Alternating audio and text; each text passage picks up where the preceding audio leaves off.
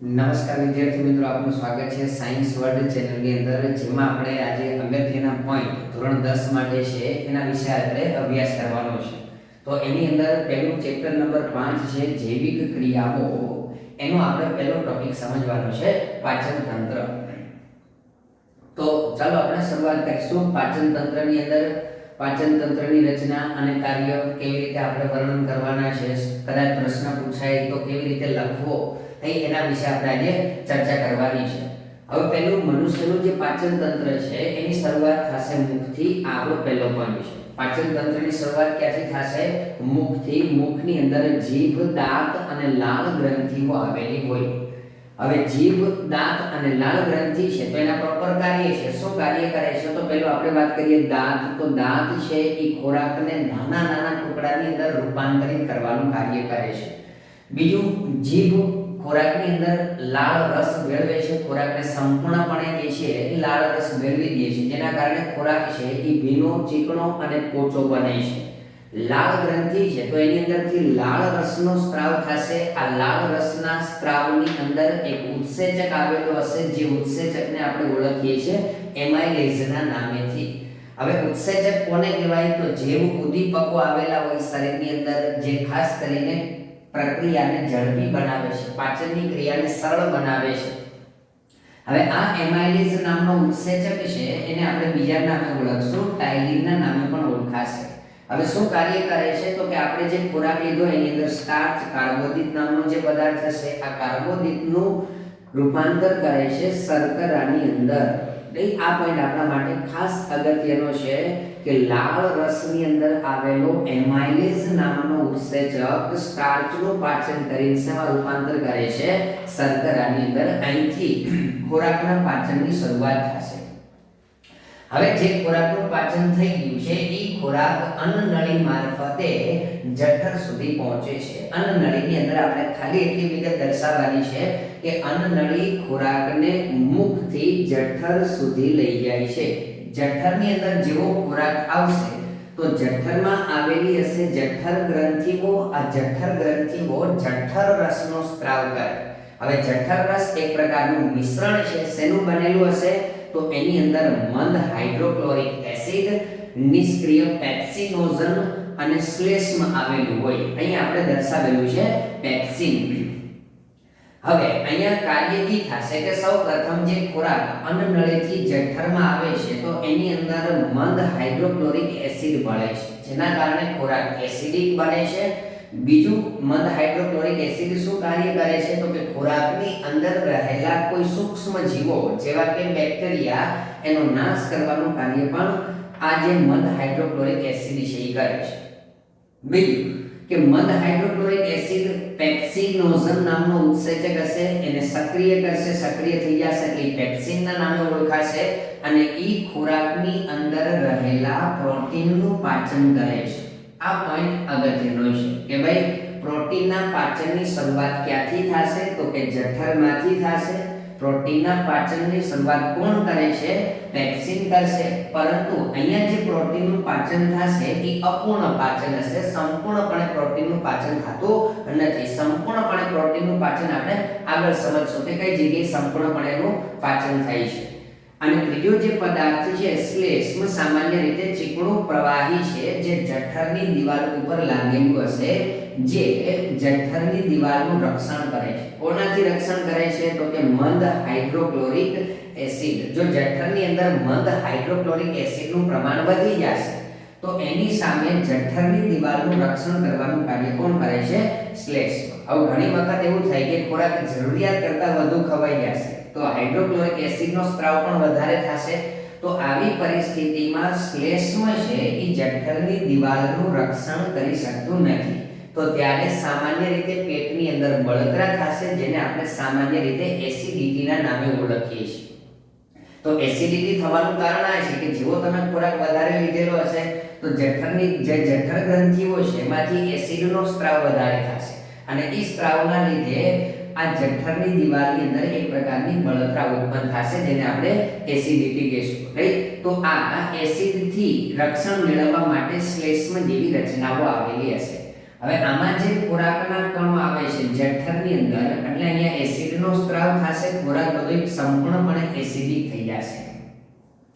હવે ત્યાંથી ખોરાક જે છે એ નાના આંતરડાની અંદર જશે, પણ એ પહેલા નાના આંતરડા માટે એને સહાયક અંગો તરીકે યકૃત અને જે સ્વાદુપિંડ છે આ આવેલા હશે, જે નાના આંતરડા માટે સહાયક અંગોનું કાર્ય કરે છે. હકીકતમાં છે યકૃત અને સ્વાદુપિંડ આપણા શરીરની ગ્રંથિઓ છે, પરંતુ પાચન તંત્રમાં એ સહાયક અંગ તરીકેનું કાર્ય કરે છે.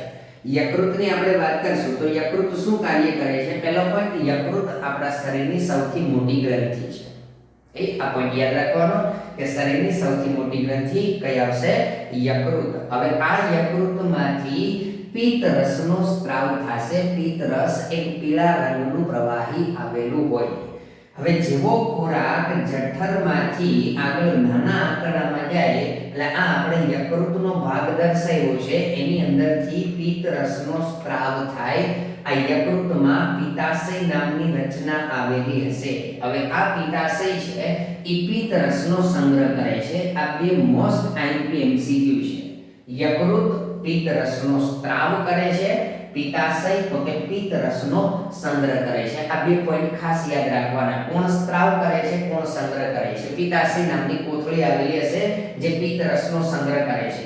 એમાં પિત્ત નલિકાઓ હશે કે જેમાંથી પિત્ત રસ છે એ ખોરાક ઉપર આવશે. હવે ખોરાક જઠરમાંથી આવે છે એટલા માટે એસિડિક હતો, તો પિત્ત રસ ખોરાકને આલ્કલી એટલે કે બેઝ બનાવે છે. ખોરાકને સામાન્ય રીતે બેઝિક અથવા તો આલ્કલી બનાવવાનું કાર્ય છે એ કોણ કરે છે? તો યાદ રાખજો, પિત્ત રસ કરે છે. હવે જેના કારણે શું થાય તો કે પિત્ત રસના લીધે આ જે સ્વાદુપિંડ છે એમાંથી સ્વાદુ રસ નીકળશે, અને સ્વાદુ રસની અંદર અલગ અલગ ઉત્સેચકો આવેલા હોય એ આના ઉપર વ્યવસ્થિત કાર્ય કરી શકે છે. હવે પિત્ત રસ છે એ ખાસ કરીને ચરબીના પાચન માટે જરૂરી છે, કે આપણા શરીરની અંદર ખોરાકમાં ચરબીના જે મોટા મોટા ગોલકો હશે એને નાના નાના ગોલકોમાં રૂપાંતર કરવાનું જે કામ છે એ કોણ કરે છે? પિત્ત ક્ષારો અથવા તો આપણે એને કહેશું પિત્ત રસ. જે ચરબીના આવા મોટા મોટા ગોલકો રહેલા હશે આ ગોલકોનું રૂપાંતર કરશે નાના નાના ગોલકોની અંદર.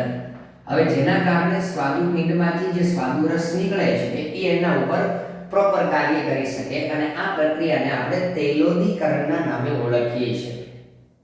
આગળ વધશું તો ત્યાંથી ખોરાક જે છે આલ્કલી બેઝ બને છે. ખોરાક જેવો આગળ આવશે એટલે સ્વાદુપિંડમાંથી સ્ત્રાવ થશે સ્વાદુ રસનો. આ સ્વાદુ રસમાં 3 ઉત્સેચકો આવેલા હશે, ખાસ યાદ રાખજો. પહેલું આવેલું હશે એમાઇલેઝ, બીજું આવેલું હશે લાઇપેઝ, અને ત્રીજો ઉત્સેચક આવેલું હશે ટ્રિપ્સિન, જે ખોરાકના અલગ અલગ પ્રકારના ઘટકોનું પાચન કરે છે.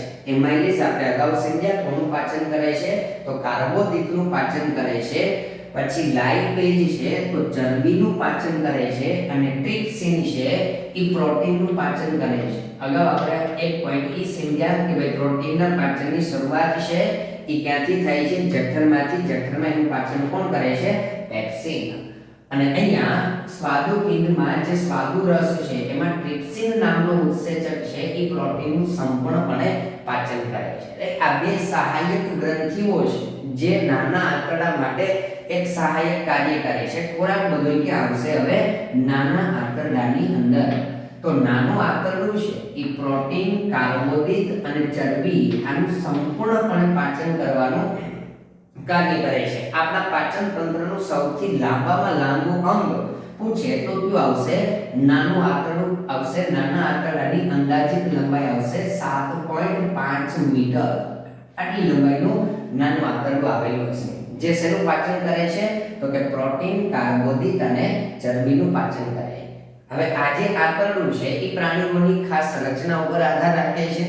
નાના આંતરડાની રચના ખાસ કરીને તૃણાહારી જે પ્રાણીઓ છે જે ખોરાક તરીકે વનસ્પતિનો ઉપયોગ કરે છે એની અંદર આપણે યાદ રાખજો, નાનું આંતરડું લાંબુ આવેલું હોય એનું કારણ છે વનસ્પતિમાં એક જટિલ પદાર્થ આવેલો હશે જેને કહેવામાં આવશે સેલ્યુલોઝ. અને આ સેલ્યુલોઝના પાચન માટે એની અંદર નાનું આંતરડું છે એ લાંબુ હશે. જ્યારે માંસાહારી પ્રાણીઓ છે એની અંદર નાનું આંતરડું છે એ ટૂંકું હશે, કારણ કે એની અંદર કોઈ આવો જટિલ પદાર્થ આવેલો હોતો નથી. એટલે ખાસ નાનું આંતરડાની રચના છે એ પ્રાણીઓ કયો પ્રકારનો ખોરાક મેળવે છે એના ઉપર આધાર રાખશે. તૃણાહારીમાં નાના આંતરડાની લંબાઈ વધારે હશે, એટલે કે લાંબુ આવેલું હશે, જ્યારે માંસાહારી પ્રાણીઓ છે એની અંદર નાનું આંતરડું ટૂંકું આવેલું હશે. હવે નાના આંતરડાની અંદર જેવો ખોરાક પ્રવેશે એટલે એની અંદર આંતરગ્રંથિઓ આવેલી હશે નાના આંતરડાની દિવાલ ઉપર. આ આંતરગ્રંથિ છે એ આંતરરસનો સ્ત્રાવ કરે છે. આ પણ યાદ રાખજો. હવે આંતરરસ શું કાર્ય કરે છે? તો કે જે સ્વાદુપિંડના સ્વાદુરસ છે, એમાઇલેઝ, લાઇપેઝ અને ટ્રિપ્સિન આ ઉત્સેચકો છે એ અલગ અલગ પદાર્થોનું પાચન કરે છે. એક પ્રોટીનનું પાચન કરે, એક ચરબીનું પાચન કરે, એક કાર્બોદિતનું પાચન કરે છે.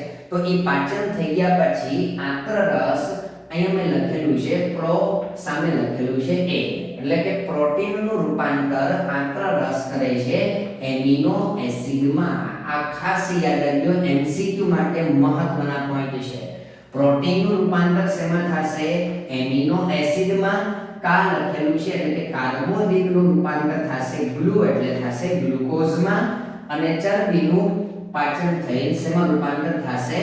ફેટી એસિડમાં. આ ક્રિયાઓ ક્યાં થશે? તો કે જે નાનું આંતરડું છે એની અંદર આંતરગ્રંથિઓ આવેલી હશે જેમાંથી આંતરરસનો સ્ત્રાવ થાય. હવે આ આંતરરસ પ્રોટીનનું એમિનો એસિડમાં, કાર્બોદિતનું ગ્લુકોઝમાં અને ચરબીનું ફેટી એસિડની અંદર રૂપાંતર કરે છે. એના સિવાય આ જે નાના આંતરડાની રચના છે આ રીતે ગૂંચળામાં ગોઠવાયેલું હશે. એની ઉપર આંગળી જેવા નાના નાના અસંખ્ય પ્રવર્ધો આવેલા હશે. આ પ્રવર્ધોને ઓળખવામાં આવશે રસાંકુરોના નામે. આ ખાસ યાદ રાખજો. નાના આંતરડાની અંદર આ ભાગમાં ખાસ કરીને નાના નાના પ્રવર્ધો આવેલા હોય. એ પ્રવર્ધોને આપણે શું કહેશું? રસાંકુરો. હવે રસાંકુરો શું કરે છે?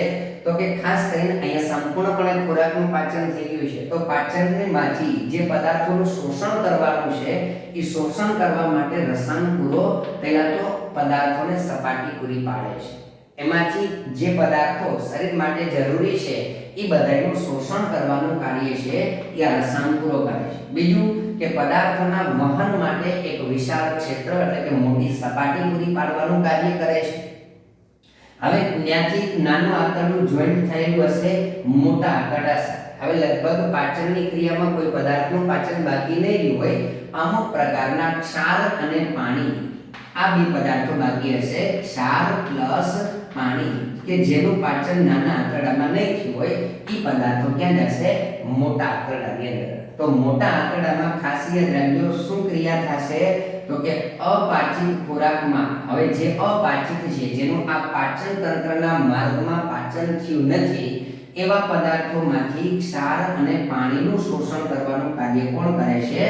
મોટું આંતરડું કરે છે. હવે બાકીનો જે પદાર્થ છે અપાચિત છે એ ત્યાંથી આગળ જાય છે, એનો સંગ્રહ મળાશયમાં થાય અને અમુક સમય પછી એનો આપણે મળદ્વાર દ્વારા નિકાલ કરવામાં આવશે. આ પાચન તંત્રની સામાન્ય એવી રચના છે. આકૃતિની અંદર ખાસ આ પોઈન્ટ દર્શાવવાના. મુખ, પછી આવશે જઠર, આ બધું યકૃત, યકૃતની અંદર પિત્તાશય, પછી સ્વાદુપિંડ, મોટું આંતરડું, નાનું આંતરડું. અહીંયા જે આ છેડો છે એને આપણે આંતરપૂંછના નામે ઓળખશું અને અહીંયા આવશે મળદ્વાર. એક આ વિદ્યાર્થી મિત્રો વિડીયો જો તમને પસંદ આવ્યો હોય તો આને લાઈક કરજો, સબસ્ક્રાઇબ કરજો અને જો બને તો તમારા અન્ય કોઈ વિદ્યાર્થી મિત્રોને શેર કરવાનું ભૂલતા નહીં. આભાર.